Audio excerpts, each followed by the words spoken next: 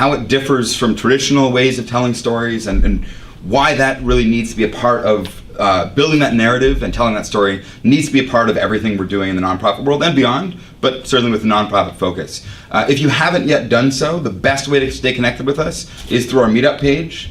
The nice thing about Meetup is you just get the information about the events. We're not going to spam you with stuff every 3 days. It's just once a month there's an event, and if we ever go more than once a month, maybe more than once a month. But that's the best way to stay informed, the best way to stay connected.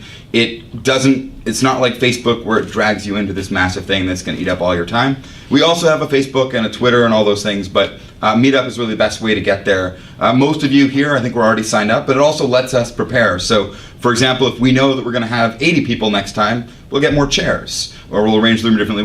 It means that we can also see who else is coming. So if you met somebody here and you can't remember their name, or you can't remember their email address, you lost their business card, if you go to Meetup, they were there, there's a way to contact them through Meetup. It also means you can contact them without them giving you their email address. So you don't necessarily have to give out your personal information, you'll be contacted through the site. So if you don't want to give out your phone number or your email, but you still want to be reachable by people here, that's one way they can get you. And if you want, you don't have to respond, you can hide away. But we really hope that we build the community here. We really hope that when you have future questions, you ask the people you met here, you get in touch with Ben, because he's certainly one of the best, and one of the best in Victoria by far.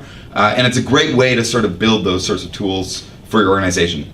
Now, once again, I want to thank Viatech for the generous donation of the space. And before we do the Needs Parade, a note about photography.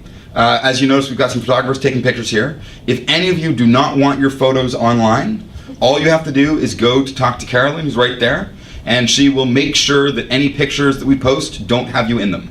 Or we crop them nicely, or put Davin's face on top of your face or something.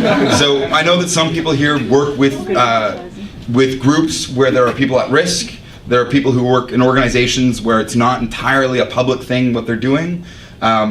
You may be involved in politics, and you might not want people to know you're here. Whatever the reason is, if you're shy, if you just don't like your face online, let us know, and we'll do something like this and blur it so we can't see you, or we'll just make sure we don't post those pictures. So talk to Carolyn if that is an issue for you. And we've got the space until 7:30, as I said, so hoping people can mix and mingle and chat and exchange business cards and contact information. But before that, we're going to do the Needs Parade. So I'm going to model it for everybody.